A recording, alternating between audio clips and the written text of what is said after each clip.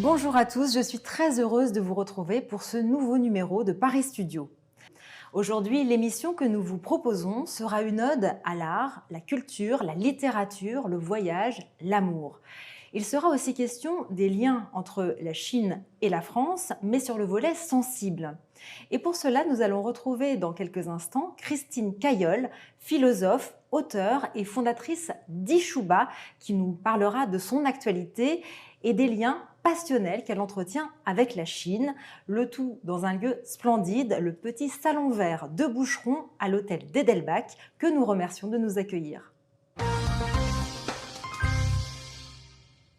Bonjour Christine Cailleul, merci d'avoir accepté cette invitation dans notre émission. Bonjour. Vous êtes philosophe de formation et vous avez fondé en 2009 à Pékin la maison Ishuba, un lieu dédié à l'art et à la culture entre la France et la Chine.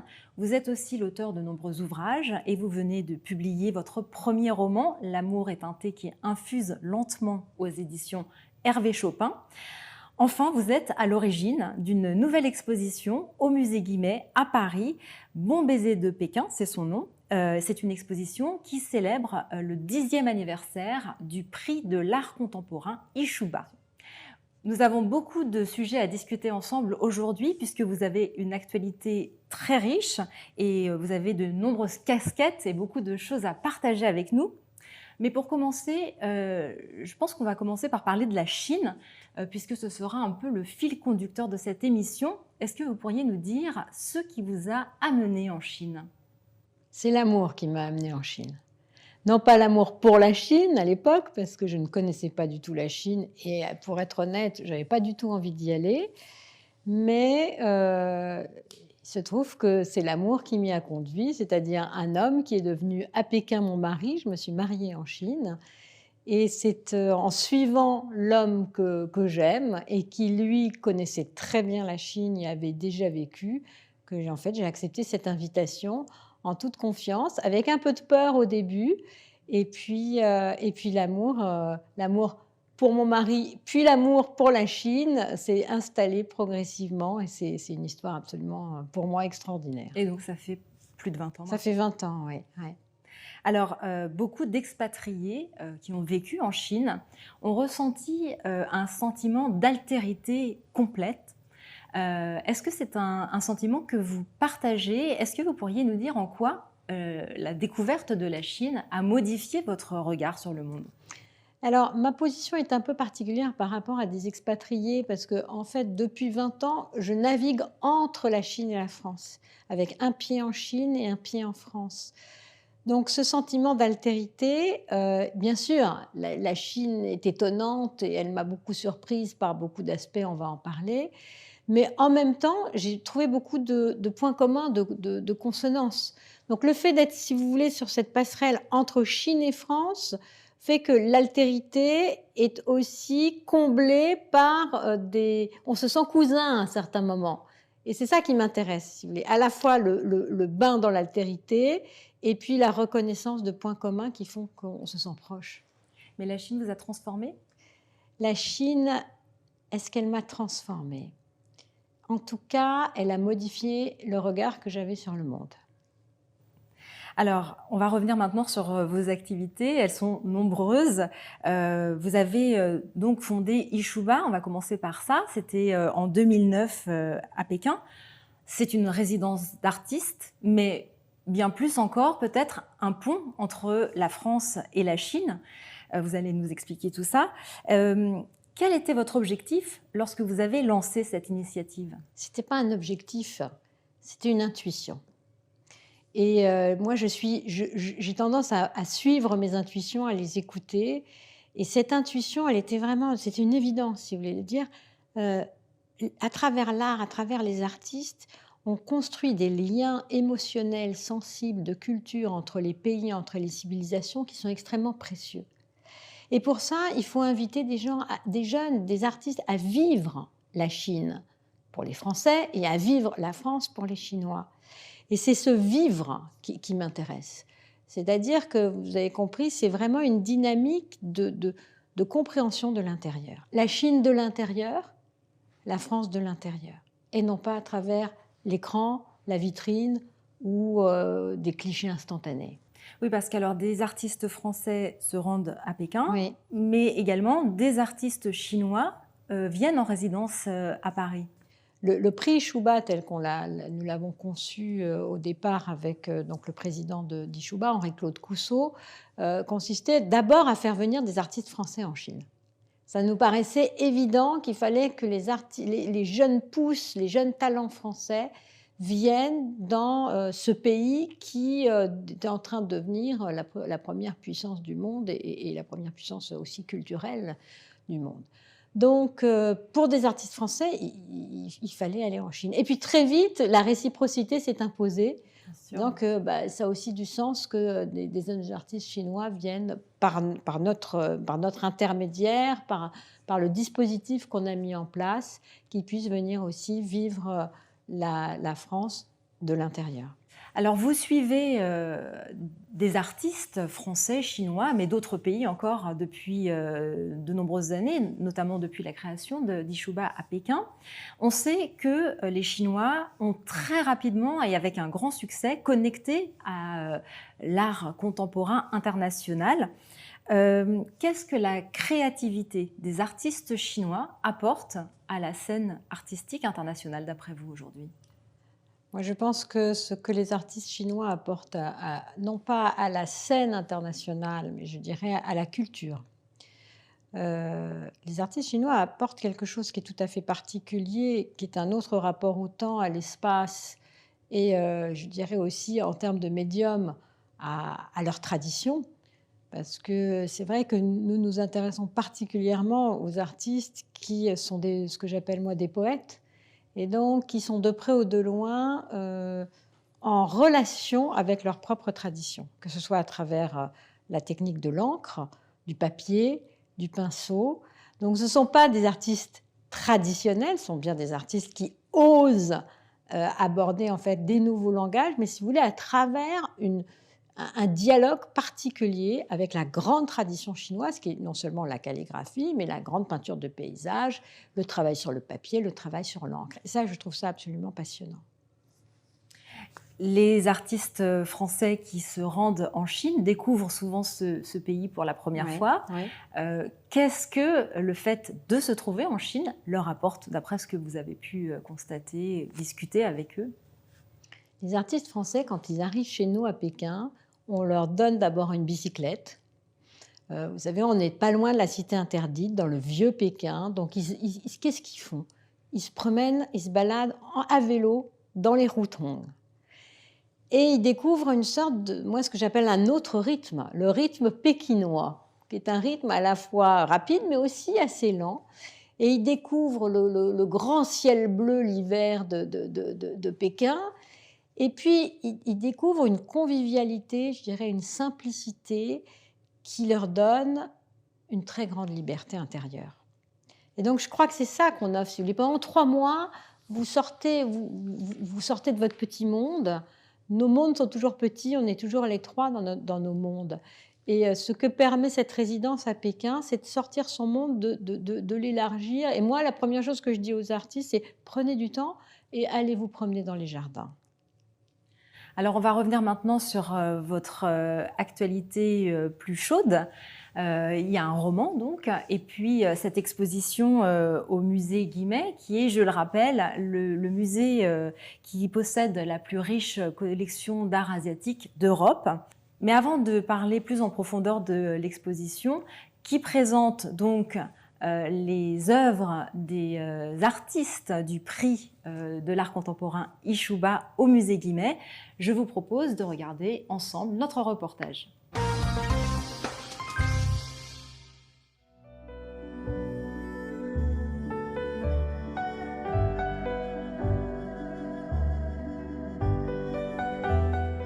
L'exposition du musée de Pékin a lieu à la fois au musée Guimet Place Iéna et à l'hôtel d'Edelbach, dans 2 dispositifs complémentaires.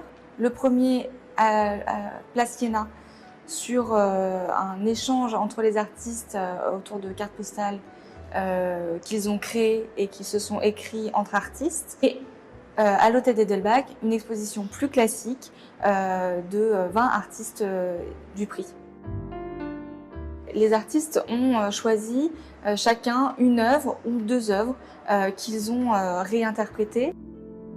Ici, on est devant la carte postale de Ouyang Soulong qui a écrit à Liès Amadouche et elle s'est inspirée de ce plat avec un décor bleu et des gouttes qui représentent des paysages à l'intérieur. Et l'artiste a donc choisi de travailler sur le bleu et sur cette forme de goutte dans une estampe qui est donc placée juste derrière. On a choisi des cartes postales pour évoquer le voyage, entre les pays, entre les cultures aussi, puisque Yishuba et la résidence d'artistes veut créer des liens entre la France et la Chine, et entre la Chine et la France. Et donc c'était pour nous l'occasion d'illustrer à travers ce petit objet de rien du tout l'idée de ce voyage entre les pays, entre les artistes, et montrer à quel point la culture chinoise avait imprégné les artistes français et la culture française a imprégné les artistes chinois.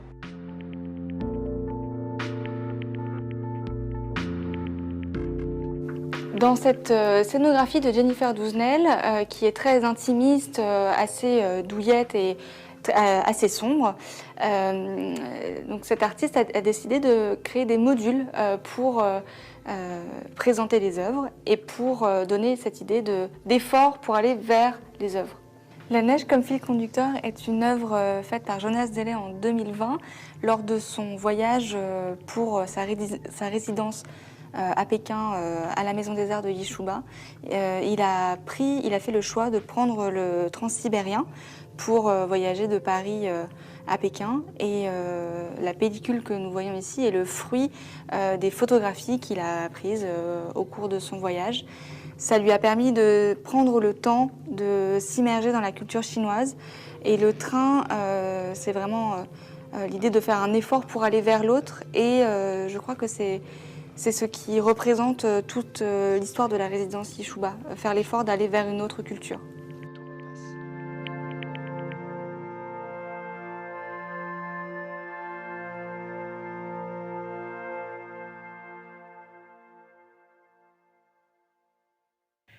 C'est une exposition empreinte de poésie dans laquelle vous avez voulu faire dialoguer les artistes et les cultures. Pouvez-vous nous expliquer ce que vous avez cherché à transmettre à partir de ce dispositif? Qu'est-ce que des artistes français vivent quand ils vont en Chine et qu'est-ce que des artistes chinois vivent quand ils vont en France et qu'est-ce que ça leur apporte sur leur chemin de créateurs et de créatrices? C'est ça la question. Et ce que nous proposons à travers les installations du musée Guimet et l'installation à l'hôtel Edelbach, c'est quelque part, c'est pas du tout un bilan, mais c'est presque une manifestation de ce que produit ce qu'on appelle le chemin vers l'autre.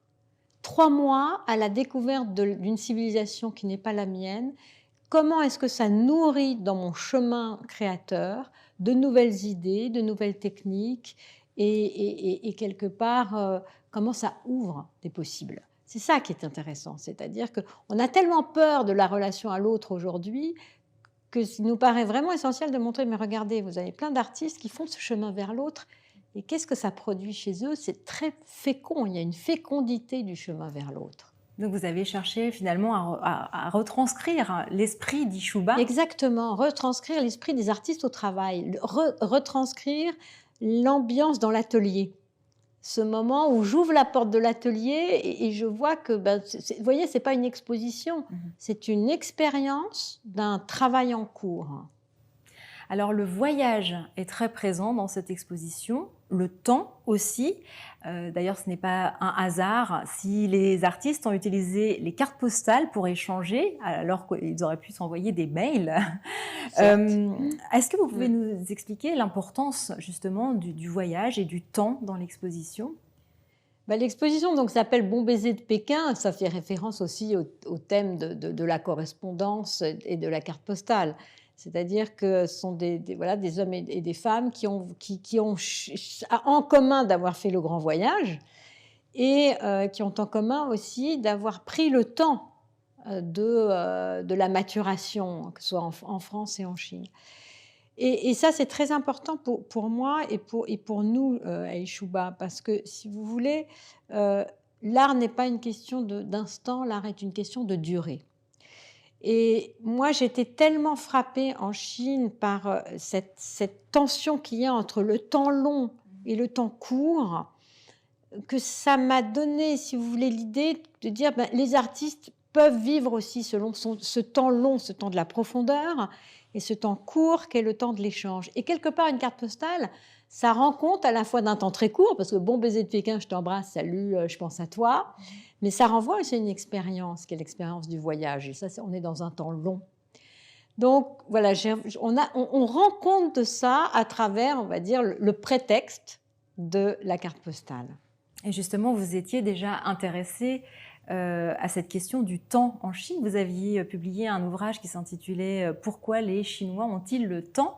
Ce qui va en quelque sorte à l'encontre des clichés que l'on a à propos des Chinois, qu'on imagine plutôt comme un peuple qui vit très rapidement. Est-ce que vous pouvez nous expliquer ça? Franchement, les Chinois ont une relation avec le temps qui, moi, me fascine. Et c'est ce que j'ai appris, et c'est ce qui parfois me rend un peu fofolle, hein, parce qu'il faut les suivre. C'est-à-dire qu'à certains moments, ça va très très vite et c'est instantané, et à d'autres, les choses n'en finissent pas de durer. Et donc, on a bien conscience, si vous voulez, qu'il s'agit d'à la fois de ce que je disais là, d'être dans un temps intérieur très lent et un temps extérieur très rapide. Ça, j'ai appris ça en Chine. Et il me semble que ce rapport au temps est un rapport, en fait, très utile aujourd'hui, très contemporain. On parle beaucoup de l'agilité. Il y a cette agilité du temps chinois qui fait que tout peut se dénouer, se décider très rapidement. C'est vrai que quand on voit les Chinois, surtout les touristes chinois, quand on les voyait il y a quelque temps aller aux Galeries Lafayette, être très très minutés, puis passer au Louvre, etc., on se dit ils n'ont jamais le temps. Et quand j'écris ce livre qui s'intitule « Pourquoi les Chinois ont-ils le temps ?», c'est à la fois une provocation, mais aussi un paradoxe, moi, qui m'a beaucoup appris. C'est-à-dire qu'on est dans une culture qui est à la fois la culture du réseau social, du WeChat, où en 2 temps 3 mouvements, on peut se voir, prendre des décisions et faire basculer des situations, mais on est aussi dans une culture qui a conscience que c'est une culture millénaire, et donc elle s'appuie, si vous voulez, sur un temps très long et en fait très lent. Et ça, j'adore, parce qu'en fait, c'est passionnant de vivre à la fois sur un tempo très, très rapide, mais appuyé quelque part, qui se repose sur une conscience d'une durée qui est très longue. Ça, c'est formidable. On va continuer à parler de lenteur, mais cette fois-ci à propos d'amour, puisque vous venez donc de publier ce roman qui s'intitule « L'amour est un thé qui infuse lentement ».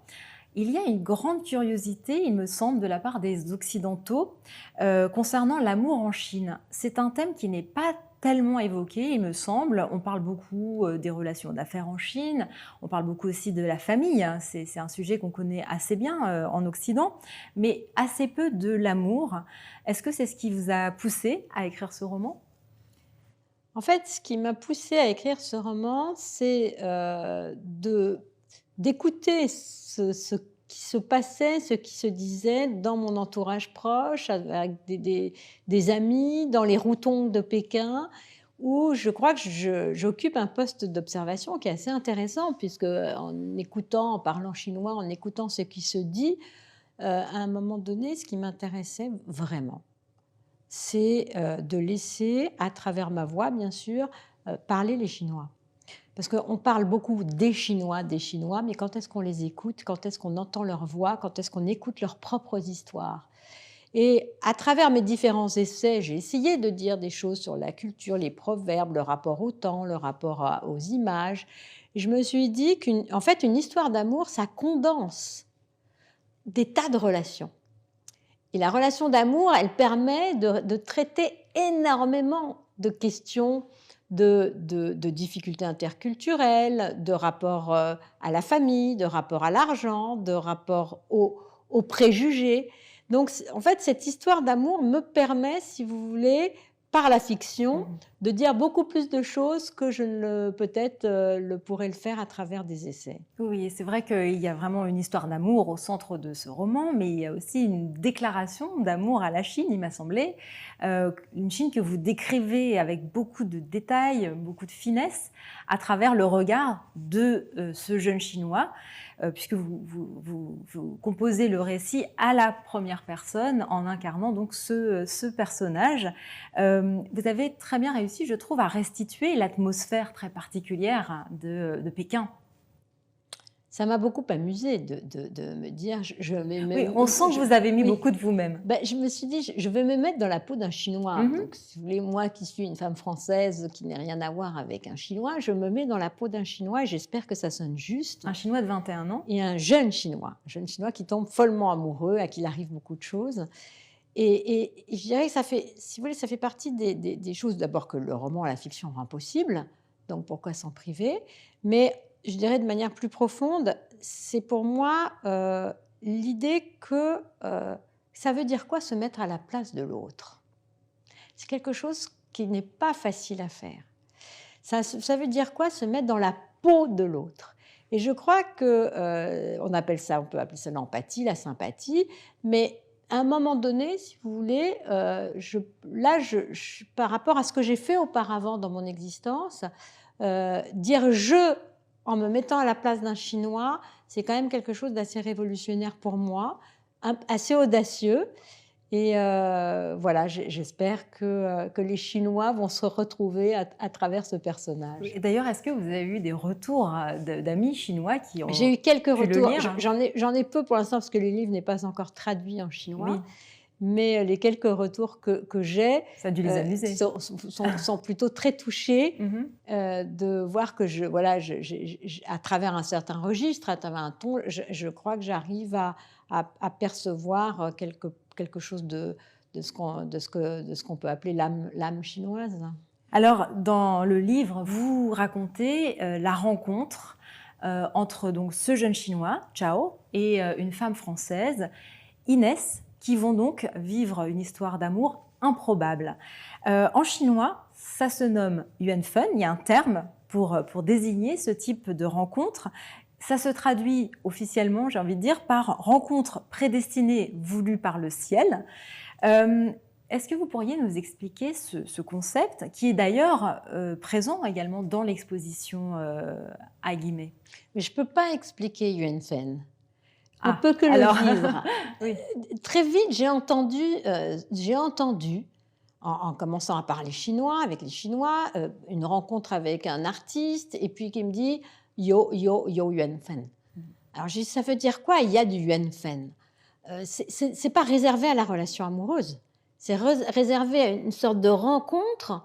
Ça peut être une rencontre aussi avec un lieu, avec une œuvre, mais une rencontre qui aurait été préparée par des fils de soie, puisque même les fils de soie apparaissent dans le caractère, et ces fils de soie qui sont dans le ciel et qui fait que des relations se tissent. Mais ces relations ne se tissent pas par hasard, elles ont sans doute été préparées dans une autre vie ou dans un autre espace. Et j'adore cette idée. C'est une idée, parce que ce n'est pas une idée, en fait, c'est une expérience. Vous savez, ce moment où vous dites, on le dit dans nos mots à nous, on dit il n'y a pas de hasard, ou cette rencontre est providentielle.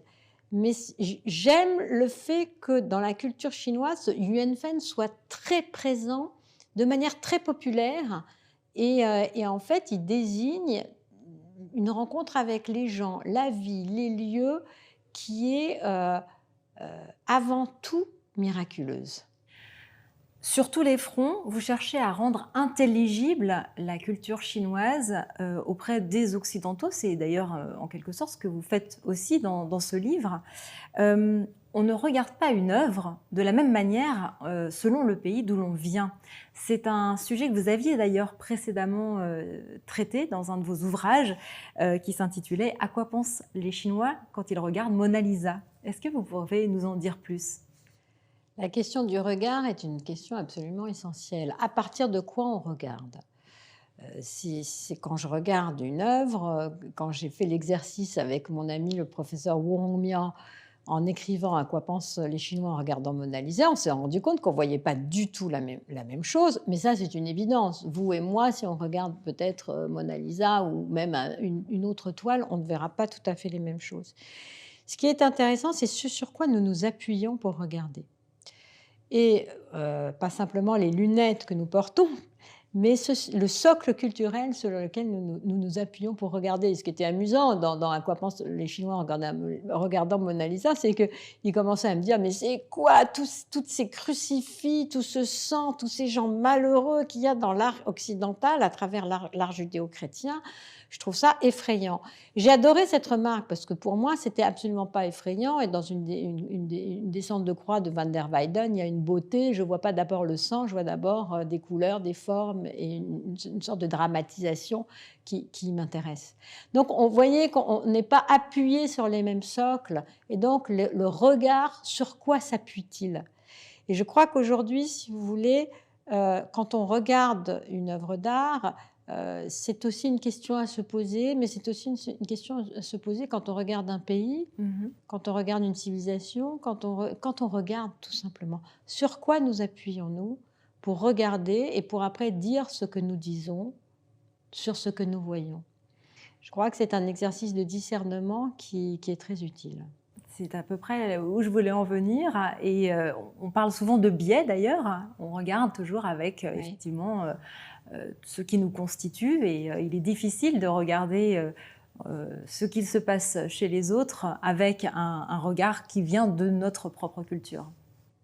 Pour ça, vous savez, il n'y a qu'une solution, c'est faire ce qu'on a fait avec mon ami dans ce livre.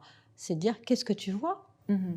Non pas uniquement qu'est-ce que je vois, mais toi, qu'est-ce que tu vois, et accepter la réponse. Christine Cailleul, pour terminer cette émission, dans cette époque tourmentée que nous vivons, diriez-vous que l'art, la culture, l'échange, tout ce dont on a parlé justement durant cette émission, c'est ce qui pourrait nous aider à vivre ? C'est absolument essentiel parce que ces relations artistiques, qu'elles soient de l'ordre de la création artistique ou de l'appréciation des œuvres d'art, donc de la culture, nous permettent de nous libérer d'un mode de relation que je qualifierais de mercantile, d'utilitariste et de toute forme de domination. Et il est urgent de trouver des lieux qui nous permettent de sortir de ces relations-là. Quand vous mettez plusieurs artistes, des artistes français, chinois, américains, ensemble, et que vous leur proposez une aventure collective, ben, ça ne fait pas la guerre, ça fait une exposition internationale. Et ça, c'est merveilleux. C'est-à-dire que parce qu'à travers l'art et à travers le langage artistique, on entre dans une autre relation au monde qui est une relation de résonance. Cette résonance, c'est accepter que le monde nous interroge et que nous lui répondions. Alors, est-ce que ça permet de mieux vivre ? Moi, je dirais tout simplement que ça permet de vraiment vivre. Eh bien, ce sera le mot de la fin. Merci Christine Cailleul d'avoir accepté cette invitation et d'avoir été parmi nous aujourd'hui. Je rappelle que l'exposition Bon baiser de Pékin est toujours au musée Guimet jusqu'au 23 février et que votre livre L'amour est un thé qui infuse lentement est toujours en librairie. Merci à vous de nous avoir suivis. Je vous retrouve très bientôt pour une prochaine émission.